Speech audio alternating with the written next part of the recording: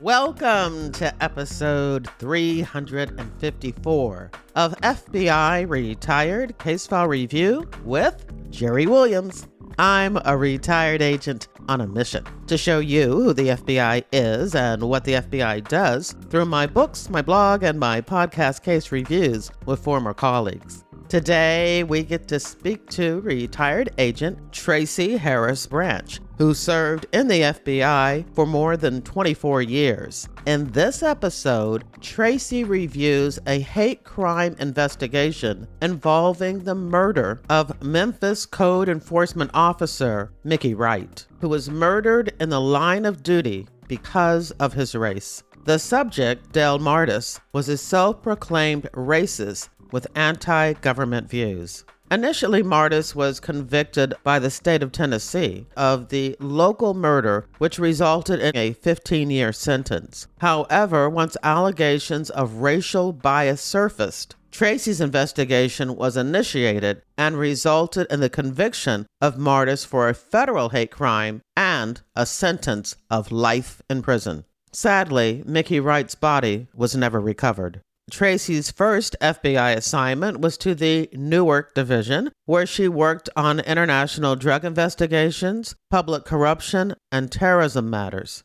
Tracey's second field assignment was to the Memphis field office, where she worked and later supervised civil rights investigations. Those investigations included color of law, police misconduct, hate crimes, human trafficking, as well as other programs. Tracey has received multiple accolades for her work in civil rights. One of the awards was from Attorney General Eric Holder for a human trafficking investigation. Other awards include the National Organization of Black Law Enforcement Executives, NOBLE, for excellence in civil rights investigations, and 2 awards from the International Chief of Police. Additionally, she has received recognition from the United States Attorney's Office and the Shelby County Crime Victims Center for excellence in investigations relating to her work in human trafficking. After retiring from the FBI, Tracey was employed as the Senior Director of Security and Safety for St. Jude's Hospital. Currently, she is the Senior Director of Security for Methodist Le Bonheur Healthcare. FYI, as of October 2024, the FBI offices in Memphis as well as Knoxville are no longer functioning as field offices in Tennessee. They have been consolidated and are instead now resident agencies out of the Nashville division. So the FBI has 55 field offices now instead of 57. I want to remind everyone to watch Duster, the new Max original series from J.J. Abrams and LaToya Morgan, premiering May 15th on Max. The streaming series follows the first Black female FBI agent as she takes on a crime syndicate. I'm proud to say that I am a consulting producer on the show and excited for you to watch this action-packed drama.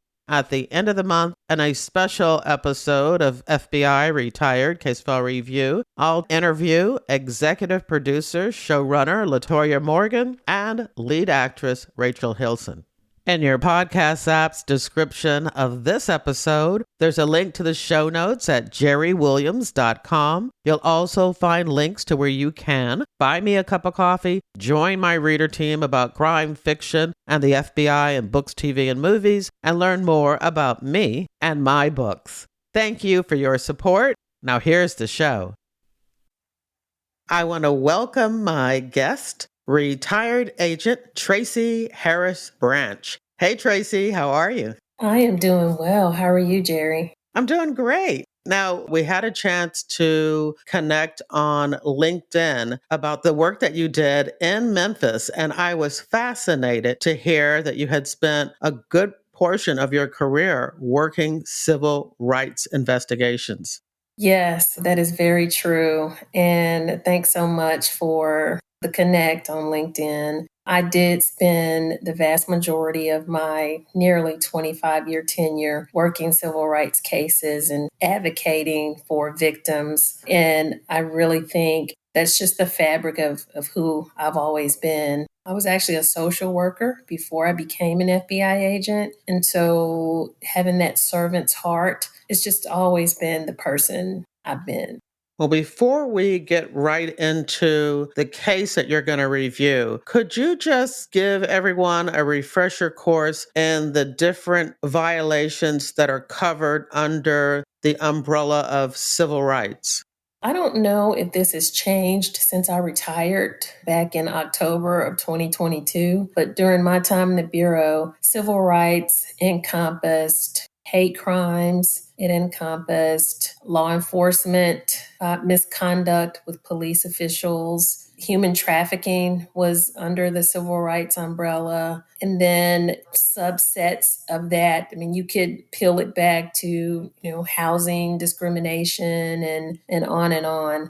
But I think the biggest buckets that I encountered in my time were the actual hate crimes, which are bias related, and then the law enforcement misconduct piece.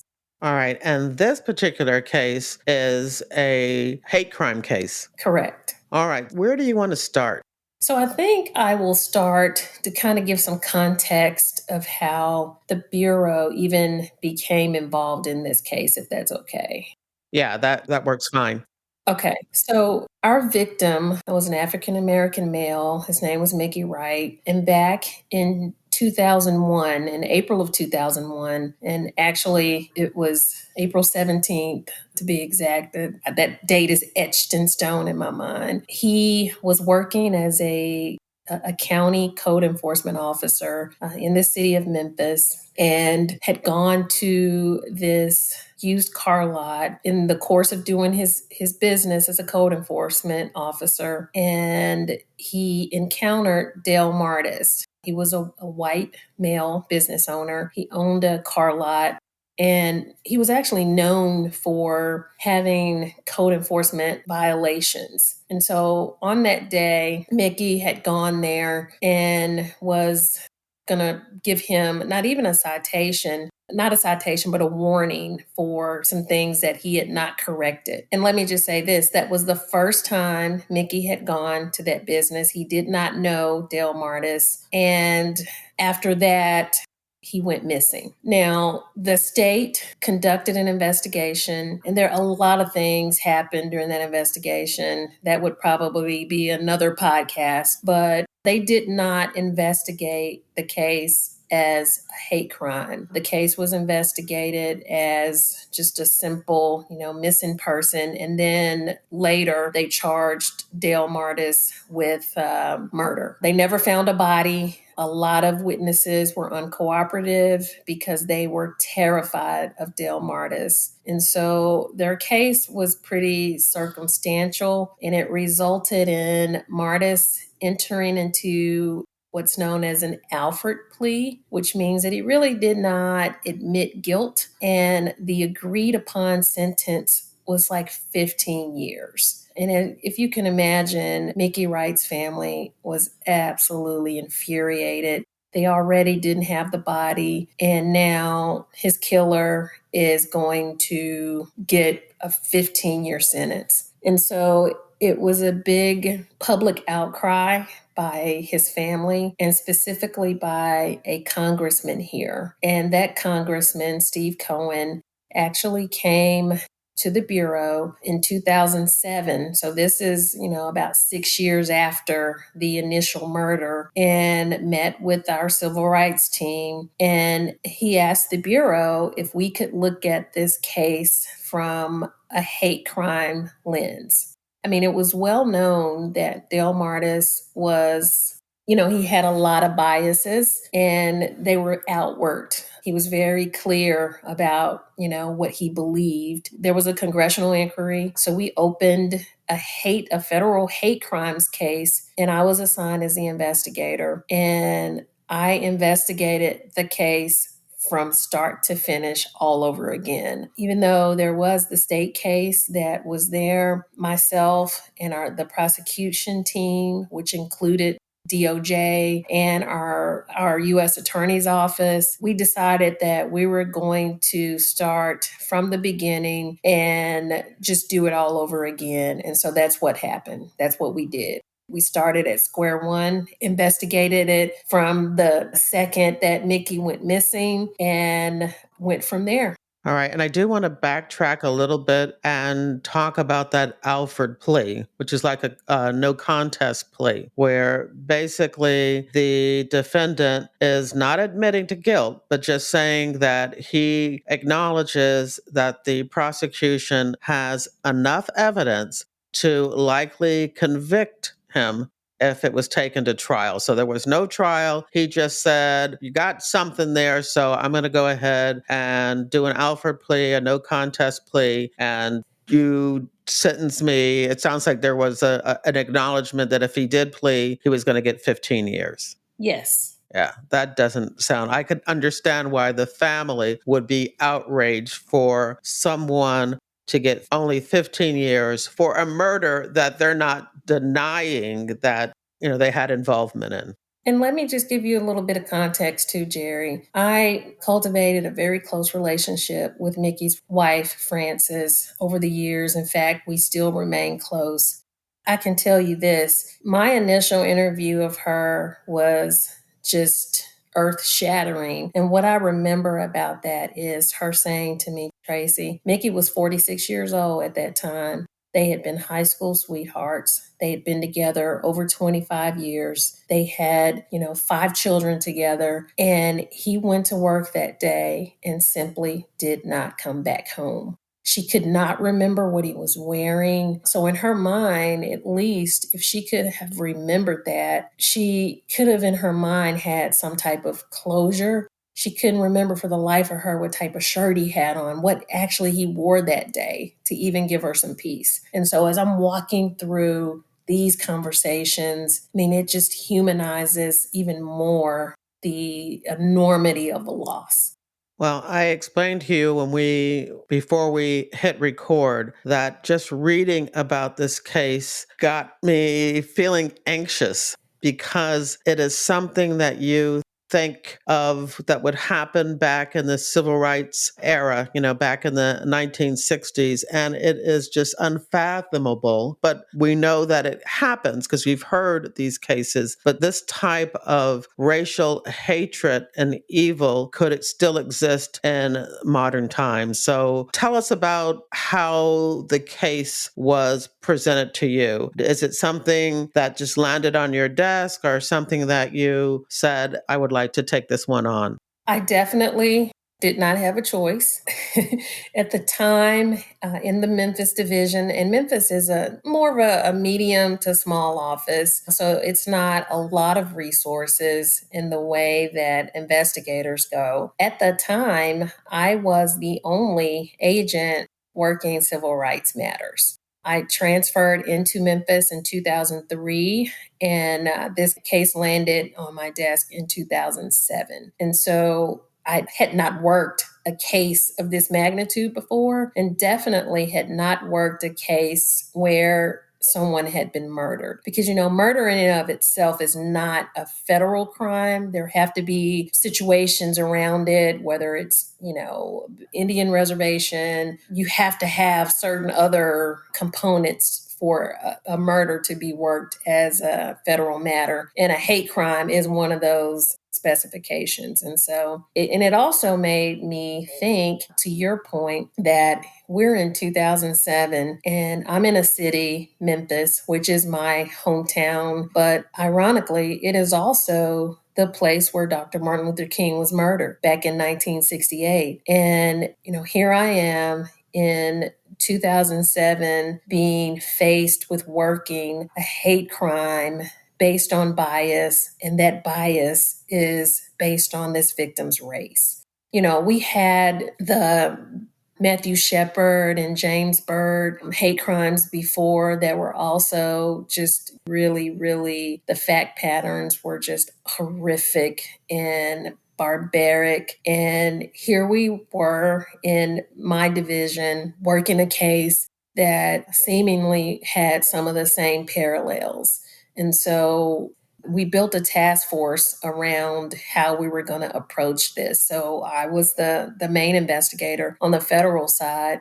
And we also had a state investigator that was familiar with the state case, because again, those witnesses were also going to be the same witnesses that we utilized in the federal matter. And so it was valuable to have someone on the investigative team who had some knowledge of who some of those pivotal witnesses were. Just working through some of those witnesses was a task in itself. Being a Black woman, at that time I was, very young, in my 30s, and having to sit across from people that were admitted racist and people that definitely had such a major disdain for what I represented was definitely a test of my strength in my job as an FBI agent, to say the very least. I would imagine that there was a lot of pushback just for the fact that this case had already been adjudicated. And now here's the federal government coming in almost as if they were, slapping the state on the hand saying you didn't do it right. So, what kind of reaction did you get when people learned that we were going to now take this case? It's not double jeopardy because that was a state case, and we're going to take it federally and do it again. Honestly, we did not have that kind of pushback because this case really polarized the community here. Not only was Mickey a longtime code enforcement officer, but he also was a reserve sheriff's deputy. So he was highly respected in the city. His wife worked at the utility company. His brother-in-law was one of our local politicians. And so, if anything, I really feel that there was more support for us to take a deeper dive into this than the opposite. And I do think that the overwhelming majority of people felt that that sentence was just very, very light for the things that had happened. And at the end of the day, he never revealed where the body was.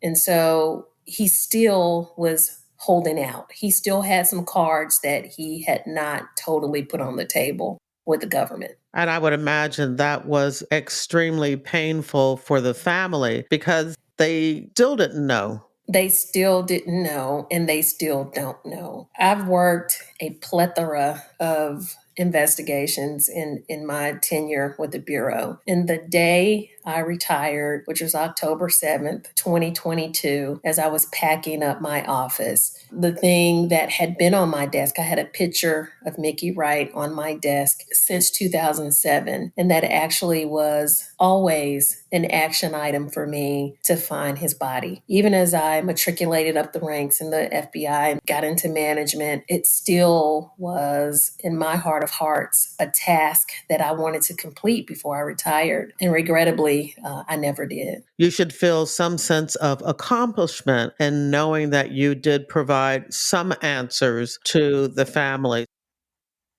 Why don't you take us through some of the investigative steps and the new information and new evidence that you were able to gather? So, as I mentioned, we totally peeled the onion back and went back and investigated the case from its inception. And the case actually, and I want to give a major, major shout out to Frances Wright, because if not for her, it never would have been investigated the way it was. Because in 2001, Mickey had been diagnosed with diabetes, and they really were looking at it from an angle that he was in the code enforcement truck somewhere in a diabetic coma. So it took a while before there was even an investigation into any type of nefarious activity there. So she really deserves a lot of credit in this thing. But again, as I mentioned, we went back. I talked to her. We were able to determine that on that day he went missing because, that was really back before we really looked into cell data and really, because, that was in 2001 when it happened, and then 2007 when we got the case federally. So that's still all those years that have lapsed. And so it was key to work a very good historical case, which meant that you had to be really very intentional and deliberate about how you conducted your interviews and the information that you were able to glean from those. And so in talking to her on that day that Mickey went missing, she had spoken to him and was the last person that spoke to him on that day because they were going to lunch that day, as they did every day. And he told her that he was at this business and abruptly said to her, "Hey, this business owner is going to be a problem. I got to call you back." And he ended the call and no one ever talked to him again. And so she was adamant that something had happened at that business. Even though she didn't know where he was, she knew just, from her instincts that something there had gone bad. So that was helpful. And then we were able to go back and talk to, because the witnesses that were interviewed before, as they were building the state case, you have to, realize that those witnesses were giving statements while Del Martis was still out. So he wasn't locked up at that time. And that really impacted how they gave their statements. They were not truthful in some of their grand juries. And at the end of the day, it's because they were terrified of him. And so when we came back with the federal case, Del Martis was locked up because he was in state custody as a result of the Alford plea. So they had more of a safety net. And I always like to give that caveat because, the last thing I want people to think is, oh, well, the feds came per usual and saved the day. I always like to give context and just kind of paint the picture authentically the way it happened. And that's what happened. So because he was already locked up, we were able to really get those witnesses more comfortable, and they really had, at that time, had time to really process a lot of what happened. And they came forward with even more information. And some of the more pivotal witnesses included two African-American brothers, Robert and Daryl and Dockery. They worked at the car lot that Dale owned. And of course, their questions were, how can you charge him as a racist or having a bias when he has these two Black teenagers working for him? The investigation revealed that, they were from the community, but they also, it was a manipulation thing. He would give them money. They sold drugs for him, allegedly, and he openly called them the N-word. It was Del Martis's mission to make them less Black, if you will. And so they knew this information. And one of the most important pieces of information that these brothers were aware of that did not come out in the state investigation was that they were aware of another murder that he had committed of a psychologist here in Memphis, Henry Ackerman. He'd been listed as missing for years.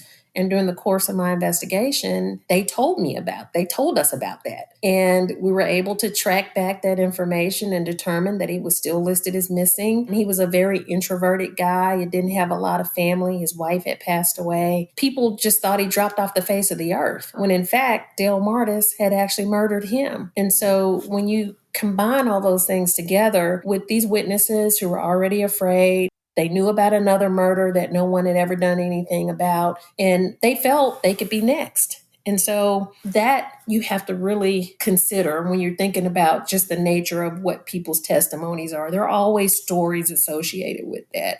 And so once we got those brothers to really, really cooperate and tell us what they knew, the investigation really turned around. And Robert told us that when he got to work that day, he was usually the person that went into the car lot, opened it up, and did administrative things for Del Martis. And when he got to work that day, he found Mickey Wright's bloody ID and badge on the desk. And so he knew right away that something bad had happened. And by that time, Del Martis was calling him and he told Robert, "I want you to come meet me." And where he told him to meet him was down in Mississippi at the spot. And Robert knew what that meant because Robert's family had a lot of wooded property down in Mississippi, and Dale would use that property to store old junked cars. And so Robert knew where to meet him. When he went to meet him, Dale had already disposed of the body, and he was in Mickey's code enforcement truck, and he had burned the truck and needed a ride. And so Robert was able to plug all those things in for us. And up until that time, we really had not put Dale with Mickey, so to speak. We just knew that Mickey had been at that property. And so Robert was a very, very valuable witness in all of that. Another very, very valuable witness was one of Dale Martis's best friends. This best friend had been Mr. Friels was his name. He was had been a Vietnam veteran, and he also was a self-admitted person that had some racial issues with Black people. And he was a witness that had not totally come clean in the state investigation. And we knew that it was going to be very, very critical for our case to get him to come clean with what he knew. And so myself and the prosecutor went out to a very, very remote area to speak to Mr. Friels. Mr. Friels came clean with us. You were saying how Dale Martis was doing things to make the boys that worked for him, the teenagers that worked for him, less Black. And I didn't understand what you meant by that. This is what I meant by that. I spent many, many hours with them. And in his manipulative way, because, he gave them money, he gave them odd jobs, he basically, that's a really impoverished area. So he was providing them substance. He was providing them with money so they could eat and things like that. And he would also tell them quite frequently, I don't want you to be like regular Black people. They're ignorant, they're uneducated, they're not smart. I want you to learn from me, because if you're around Black people, you're going to be like them. And if they did something in Dale's mind that made them Black, that's when he would call them the N-word. That's when he would tell them that they're just like the rest of them. It was a constant manipulation with these brothers. They had family situations, financial situations, and then they were afraid of him. They were deathly afraid of him. And again, to get a better understanding, this was these teenagers, their only means of providing for themselves. And so they were really in a very difficult situation of taking it, of allowing themselves to be treated and to be talked to this way in order to have the money that they needed to take care of themselves. That's exactly right. There was an adage out there of how these two Black men, by the time we got the case, could be holding information like this. Why wouldn't they have come forward, especially Robert, finding that badge in blood that day? Why wouldn't they have cooperated? And as I said before, they really, at the time they were being questioned, Dale Martis was not in custody. And, at that time, Dale was very, very clear that if people went against him, he'd already killed before, twice. So, and they knew that. And they knew how rageful he was, and that clearly, and I will add, we never found Mr. Ackerman's body either. So he's killing people, disposing of bodies. No one knows where they are. And so if he did that for these two people that were not as close to him as these brothers were, what would he do to them? We really started to understand more of the psychology of why they acted or didn't act the way that people thought they should, because there were things that were happening and things that he was telling them, and just this climate of fear that he continued to manifest with them. And they absolutely believed that he would hurt them. I would also think that the way that you reacted to what they were telling you, that without judgment, without condemning them, also helped them clear their mind and clear their soul of what they knew and had not shared before. And you could tell that it had been a heavy burden for them to carry all that time. And it was just a huge release and relief for them to be able to get that off their chest. They went into grand jury. They did the right thing. They knew that there was some judgment in the Black community about some of the information that they had not been forthright with initially. But I also think that they realized that this family had suffered so much because, again, Miss Wright was always on the news. She was always at these court proceedings. She always spoke on behalf of her husband, and then his children did as well. Those are things that, as they've gotten older, the brothers, and they got married and they had families, things that just started clicking that may not have clicked before. Let me ask you a question. Well, first of all, what was the race of the prosecutor? The prosecutor was a white guy his name's Steve Parker. Steve Parker was the face of civil rights, not only for the Memphis division, but he was also very, very instrumental in training federal prosecutors with Main Justice in civil rights matters. He is a subject matter expert. He is just a wealth of knowledge. He was also a former police officer before he became a federal prosecutor. The reason I ask that is because we're talking about a case that began because a professional Black man doing his job was murdered because he dared to question this particular business owner. And so I'm thinking here you are as a professional Black woman FBI agent, you're going to these same people and many of these same people who are now witnesses and questioning them. And I just wondered if there was a situation where you kind of felt like you're not sure what the reaction is going to be when you knock on that door.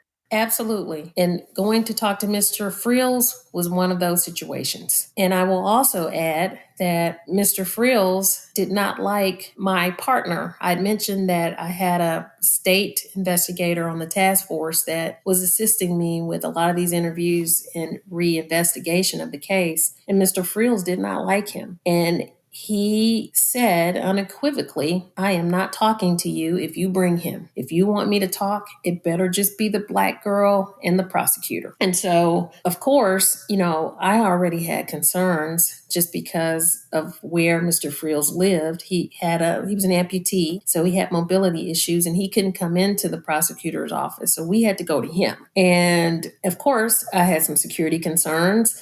And I told Steve, who was the prosecutor at the time, he was also a reserve police officer. And I said, hey, I can't be the only person that's tactically ready. So because it's just us, please make sure that you're ready as well. And so we had those conversations. And there were situations like that, honestly, throughout that case. Because we're going to talk to people that have such disdain for Blacks, such disdain for government, such disdain for federal oversight, all the things that I represented, these people had animus for. And so it definitely was always top of line item for me in the way that I approached all of them. And I was very, very deliberate about and strategic about how we're going to go about doing things. How are we going to go about just from a tactical standpoint, just from, backup and things like that.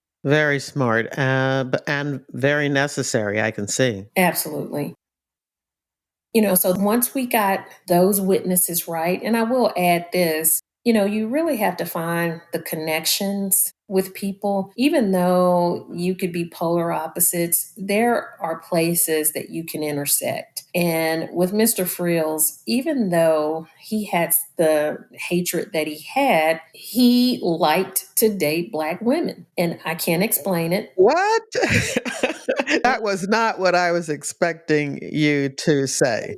I promise you, I can't make this up. So he connected with me because he liked Black women. He did not like Black people, but somehow he liked Black women. And he opened up to me because I was in his eyes, an attractive Black woman. And then I think the most important thing that we were able to connect with him on is, as he had gotten older and he had some ailments and he really saw his mortality that was coming. And he started to have a conscience. And in my interview, he said to me, and this is a quote, he said, "Tracey, Mickey Wright is on my bedpost." I said, "Well, can you explain that, Mr. Frills?" And he said, "Every time I close my eyes, he comes to me." And it started when I looked at his wife and family on a news show one night. They were showing him on his missing poster at the time when they didn't know what had happened to him. Once I saw that man on that poster, every time I closed my eyes, I saw him. He was on my bedpost every night. He said I couldn't shake it. And the only way that he stopped coming to me in that way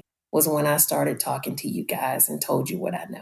And so he came forward and admitted that Del Martis had actually confessed to him that, yeah, I killed him. I shot him in the code enforcement truck, that they had gotten into an argument at the car lot. And keep in mind that that day that Mickey went there, he was only giving Del Martis a warning citation, which we did retrieve. He did not even give him an actual summons to court, which would have been the more aggressive approach. He only gave him a warning citation, but Del Martis was so infuriated that this black man who worked for the government would come to his property and tell him what he should be doing. And in fact, my investigation had determined that Dell had some years ago made it known to code enforcement that they should not send a black person to his business because he would not appreciate it. But somehow that had not gotten passed over. Dale had admitted all these things to Mr. Frills. He told him that he and Mickey got into a verbal altercation, that Mickey had gotten back into his code enforcement truck. And as he was backing away in his truck,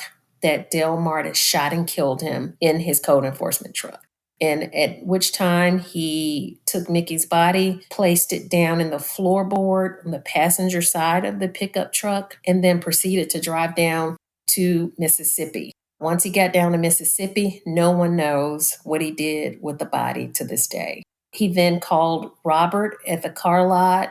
And by this time, as I mentioned, Robert had gotten there, saw the bloody badge. He got the call from Del Martis to come and meet him. He brought the badge with him. He went down to meet Dale. His testimony was that he had already disposed of the body. And we never had any evidence that to the contrary. So, that's what we had.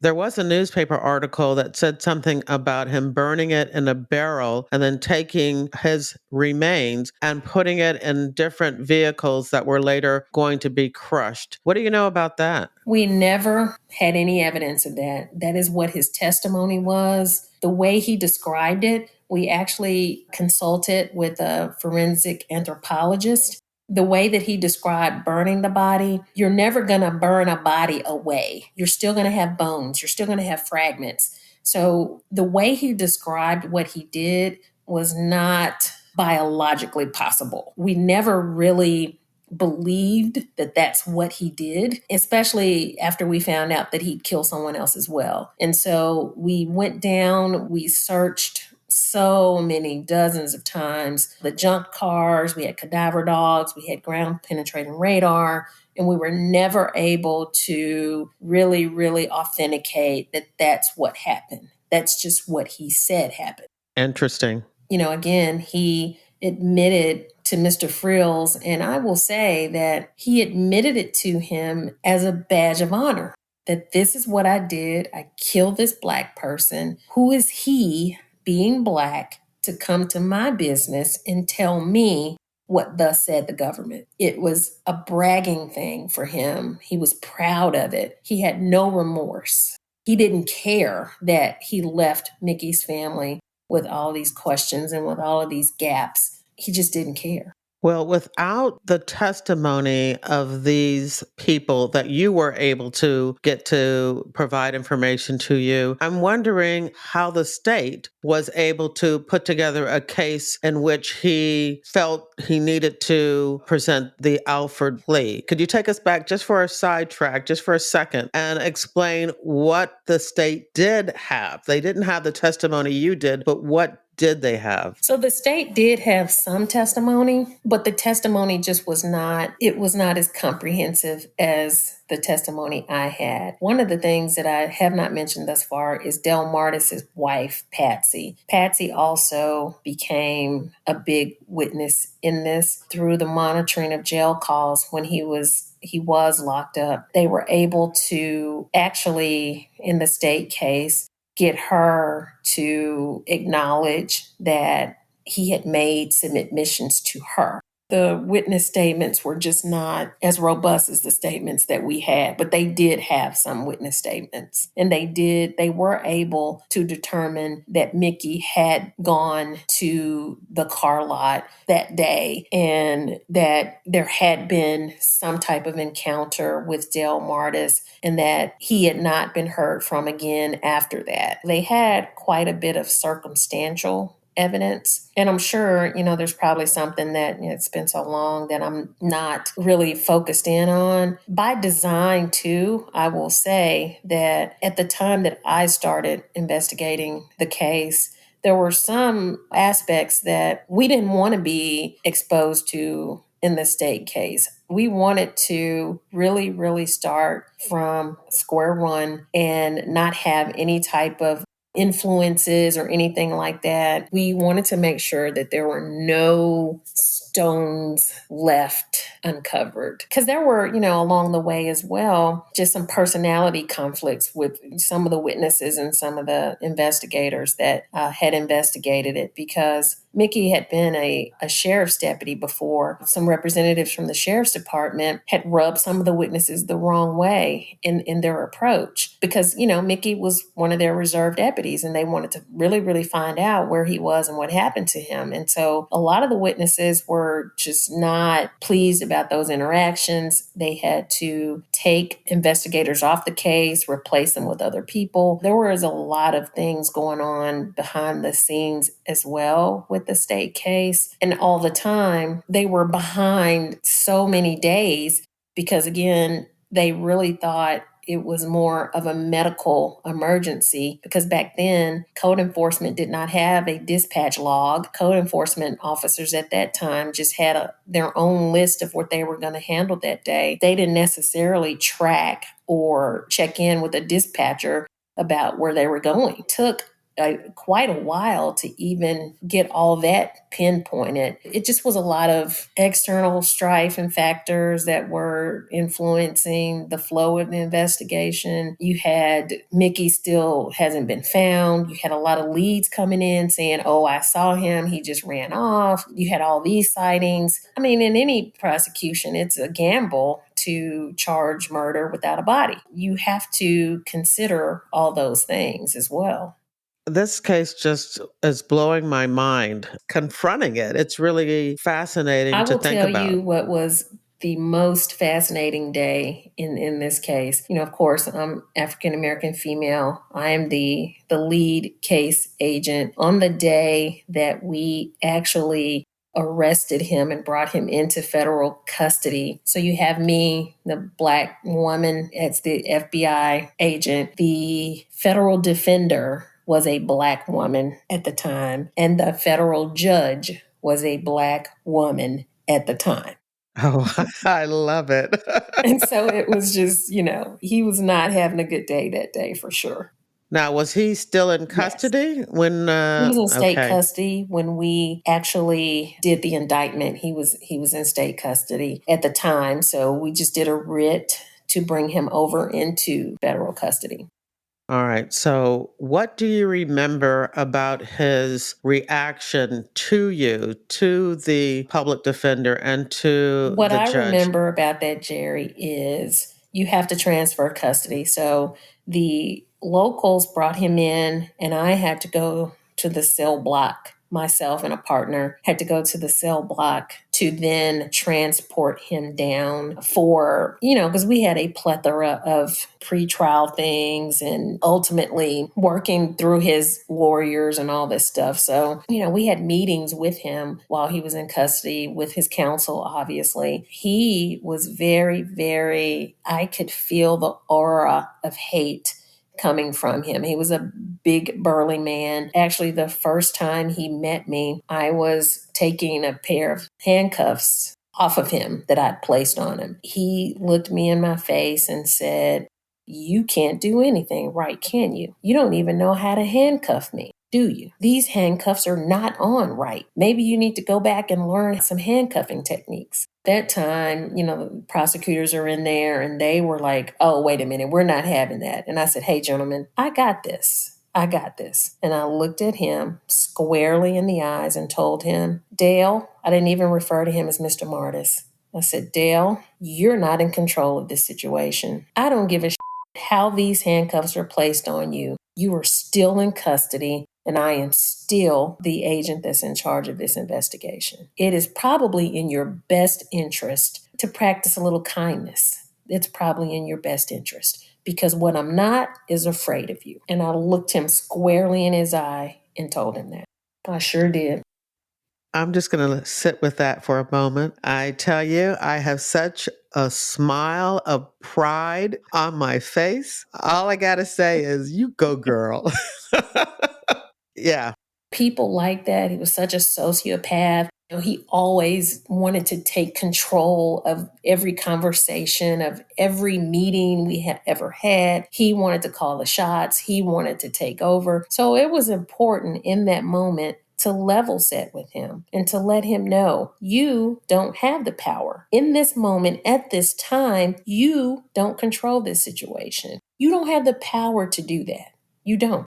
It was really important for me to let him know, no, I'm not going to go and hide behind the prosecutor, because the prosecutor was like 6'6". He was a big guy. I'm not hiding behind the prosecutor. I know you can't hurt me. You know you can't hurt me. But even more importantly than that, I need to tell you that you can't hurt me. I need to let you know that you're not in control of this. Those days are over. And in a way, that was me having the voice for Mickey. That was me being his champion and being a voice that I knew he couldn't have at that time, just to be honest.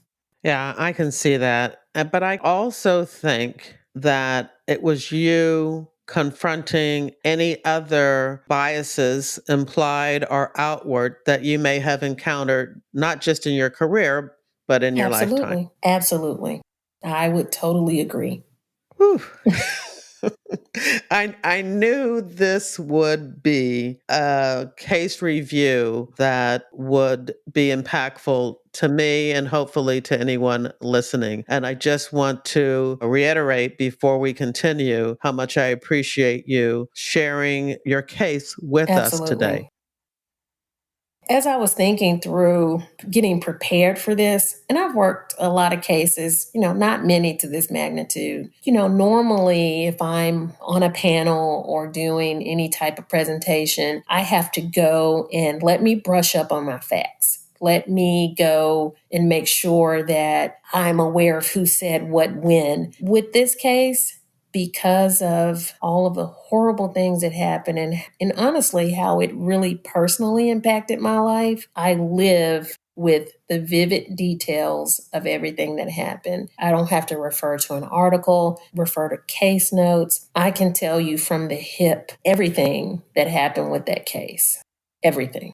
You have Dale now in federal custody. And you mentioned that in addition to this time where you were removing the handcuffs or putting on new handcuffs on him, that you met, but there were other times that you also spoke with him. Anything that you remember that happened during those sessions, those, I take it they were proffer sessions, Yes. where you also learned things that you were unaware of before?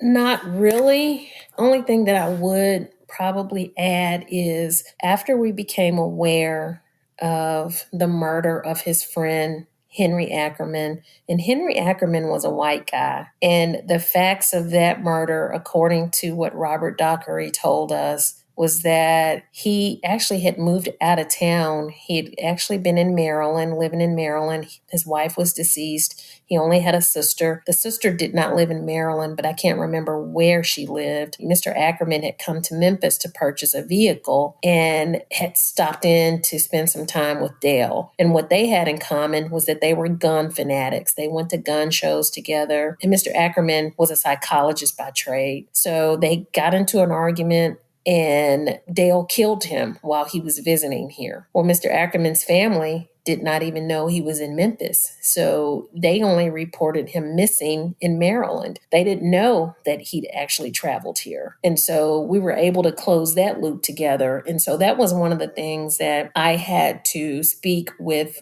Dale Martis about in a proffer session. Of course, true to fashion, he tried to control the conversation. He accused Mr. Ackerman of just god awful things, and he had no choice but to kill him. It resonated with me that he had no remorse and that he had no type of consideration for how not only Mr. Ackerman's family felt, but also Mickey Wright's family, because we did have, as part of our proffer sessions with him, just the top of agenda was to get him to tell us where the bodies were. I believe in my heart of hearts that the bodies are somewhere together, wherever that is, because you mentioned earlier about his stories about the barrel and cooking the body and doing all these things. Dale Martis was not in good shape, a very overweight man. He had a lot of health ailments. And he alone would not have physically been able to do the things that he claimed to have done to Mickey's body. With Mr. Ackerman, he just flat out refused to tell us. And so it became, one of the things that I really, really came to light for me is that he was diabolical. He would never, ever tell us where these bodies were, because that, to him, he maintained some control of these situations, because as long as he had that information, he still kind of had some relevance and some control of these cases. I had to reconcile that in my own mind, because I just knew I was going to find Mickey. I just knew we were going to wear him down, that as he aged and continued to have issues in prison, because Dale Martis has had issues in prison. He was stabbed in an eye by an inmate, lost an eye. He's had all types of issues while in prison. It's still not resulted in him giving up that information. And he's still in prison alive today. And I take it that still gives you some type of hope that maybe one day you will know? I will never give up that hope that someday we will know. Mickey and Mr. Ackerman are here somewhere in our wingspan. Somewhere. Where? I don't know.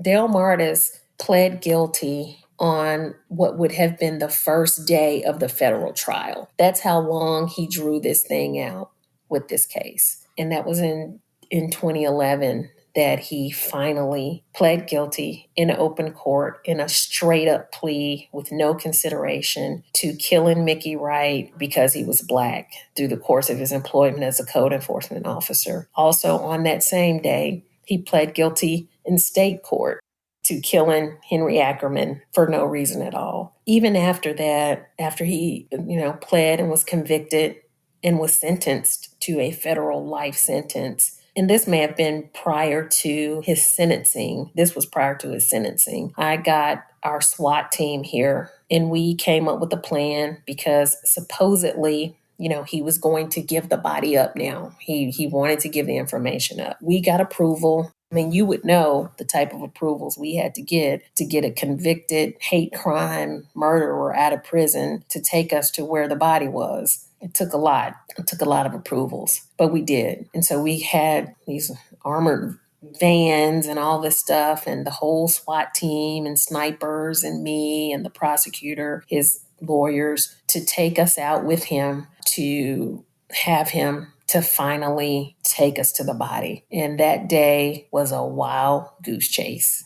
And it was an effort to get real food, because he did not tell us anything. Nothing. So he just drove you around in circles and provided nothing. Yes. We had all the assets out. We had ground penetrating radar. We had cadaver dogs. We had people, resources from headquarters. I had local rescue, people that looked for people. Like I had the whole team of, it was a bunch of multidisciplinary people from everywhere to assist in this matter because we thought maybe once and for all we would find something. And we found nothing. Nothing. And that was his last opportunity Yes. to enact Yes. power and control over the government and the investigation. Yes. One of his comments was, well, what am I going to eat? How am I going to eat? And I'm like, you're absolutely going to eat, Mr. Martis. We absolutely have an obligation to make sure that you're taken care of, that you get water, that you get food. But please know that I grab you a sack lunch from the marshals. So we have your food.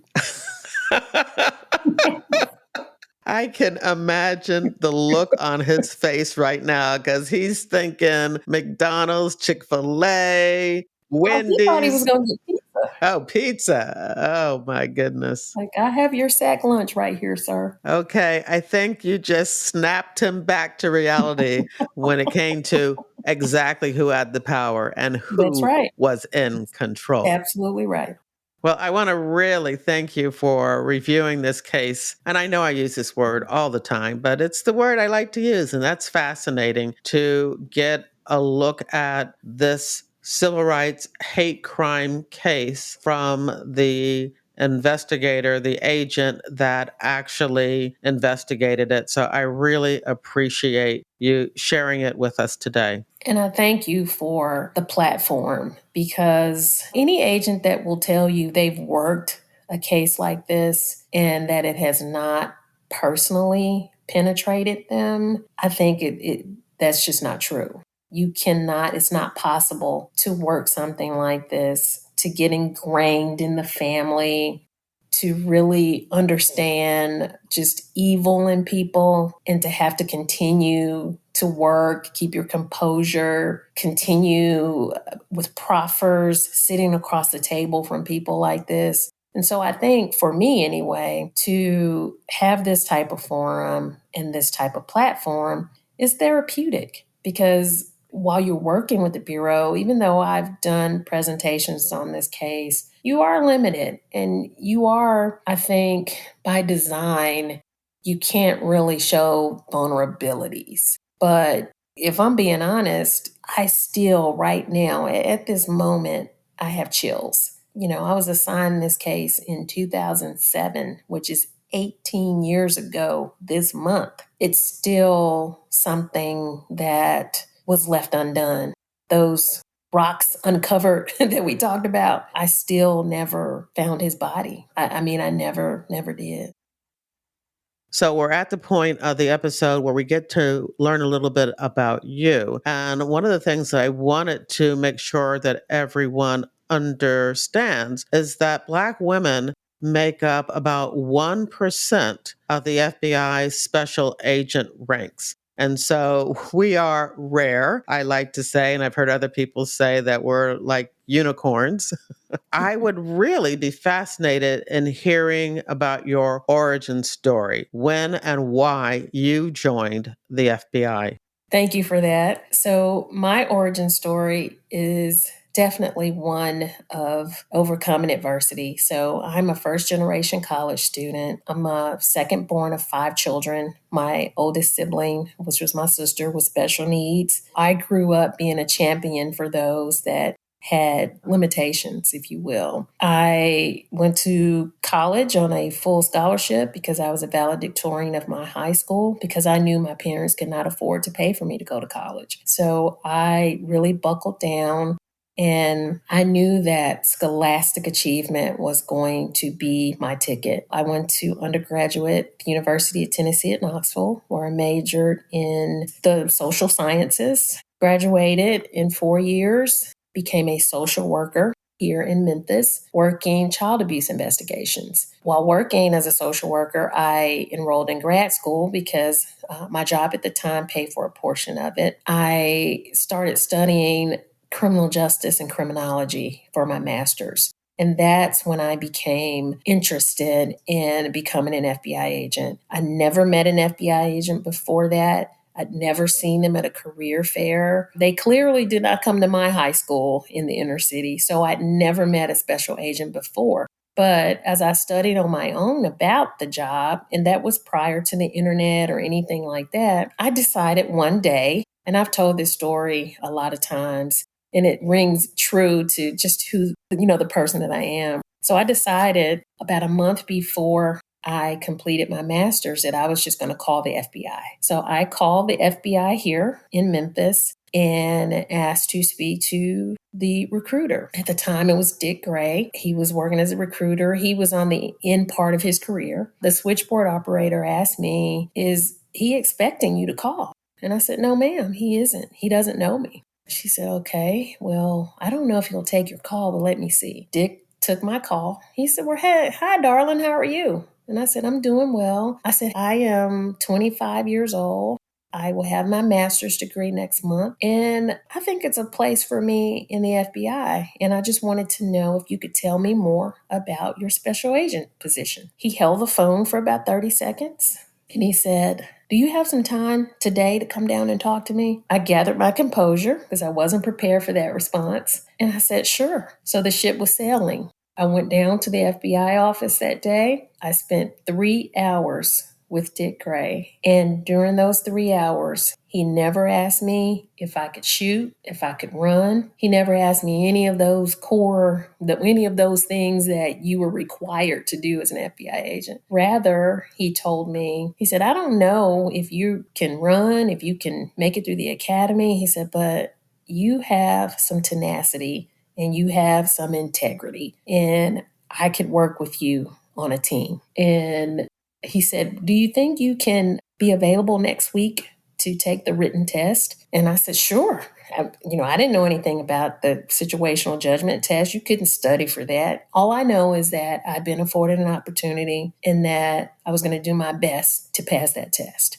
Bear in mind that I had not told my family. I had not told my mother because, I'm from a Southern Black family. We eat dinner on Sundays after church together. And I didn't think she would be too amenable to me going into a profession where I had to face risk and carry a weapon. So I didn't tell her. And honestly, I didn't know if I was going to pass the test the next week, but I did. And I had to tell her after that because I had to go for a panel interview. And on my salary as a social worker, I could not afford to buy me a nice suit. So I had to tell my mama. And I said to her, "Hey, I've been looking at this job with the FBI. They are going to fly me to Baltimore, and I cannot afford to buy a nice suit. Can you help me?" And she said to me, "Why didn't you tell me?" And I shared with her my reasons. And she said, "I am so proud of you. There's no way that I would be any type of roadblock for you to get into a profession like this. I will buy you a suit and I will make sure that whatever you need, if I can help you get, I'll get." And she did. And, the rest is kind of history. I did well in that phase 2 and ended up going into the FBI Academy at 25. That's a wonderful story. And I do not ever want to appear to be partisan or political on this podcast because I want everyone to feel that they can listen and that it's a safe place. But this is what we talk about when we talk about diversity and opportunities, just programs and events that allow everyone, a diverse group of people, to understand the position and the opportunity, because many of us, you shared your story, I've shared mine in the past, don't even initially think about the FBI and being a special agent as something that is something that we can do. And it's just about getting that information out and somebody reaching out like your recruiter and saying, "Yes, you are what we're looking for." And I'm glad that's the reception that you had when you made that first call. Yes.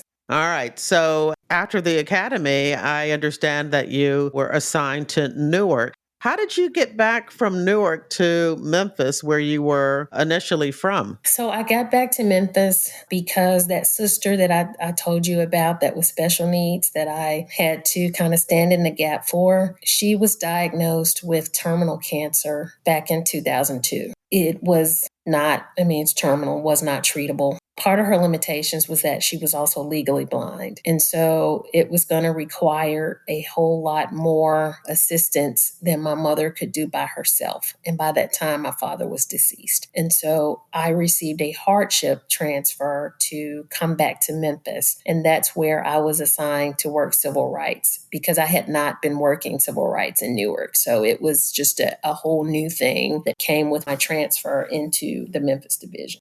Well, I know that during your time working civil rights in Memphis, you were extremely successful. At the beginning, when I was reading your bio, I was able to share some of the many awards and accommodations that you received during that career. But at some point, you were appointed as a supervisor? Yes. Tell us about that.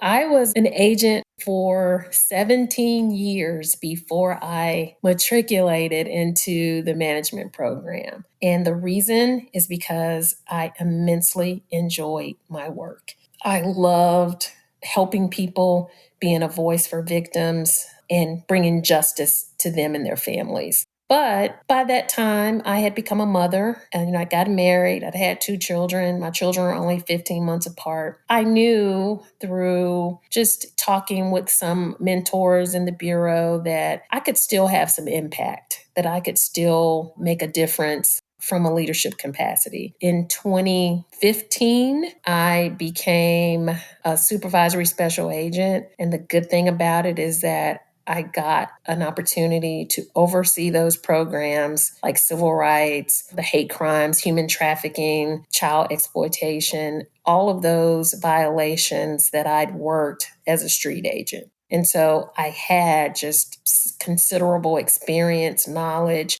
I knew the prosecutors, I knew the DOJ attorneys, and I knew a lot of the statutes really, really well. So it was definitely a role that I was effective in and very comfortable with. So you continued working that until you retired in 2022. I did. All right. So what are you doing now? So I retired in 2022, actually to take a job with St. Jude Children's Hospital in ALSAC, which is their awareness organization at St. Jude, as Senior Director of Security. I did that for 2 years, and about 4.5 months ago, I moved over to Methodist Le Bonheur. It's a healthcare system here where I am also Senior Director of Security for their healthcare system.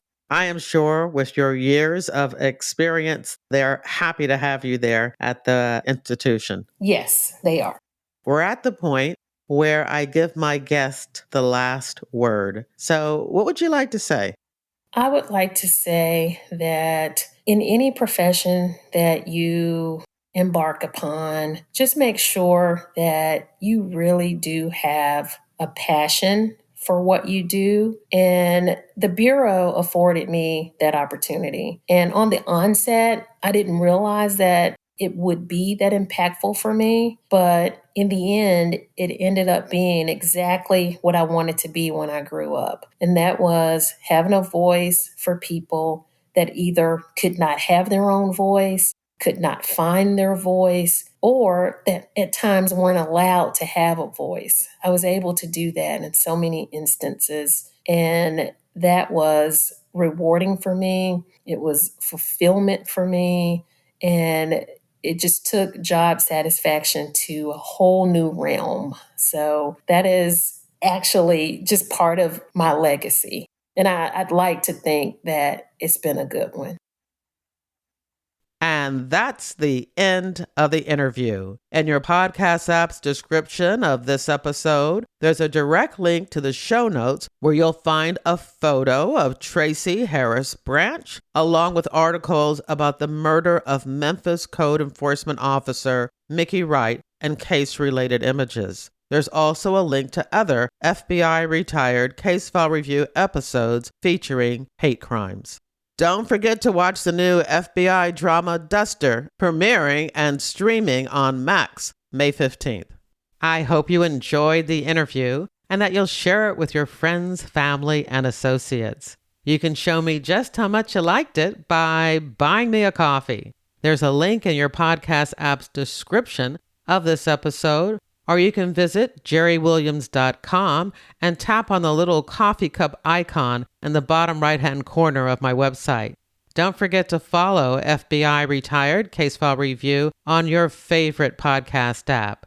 Now, this podcast is all about true crime, but if you're also interested in crime fiction, once a month via my reader team email, I keep you up to date on the FBI and books, TV, and movies. When you join my reader team, you get access to my FBI reading resource, a colorful list of more than 70 books about the FBI written by FBI agents who have been guests on this podcast. There's nonfiction, crime fiction, true crime, and memoirs. You'll also get my FBI reality checklist where I debunk 20 cliches about the FBI and receive news about what I'm up to and about my FBI nonfiction and crime fiction books.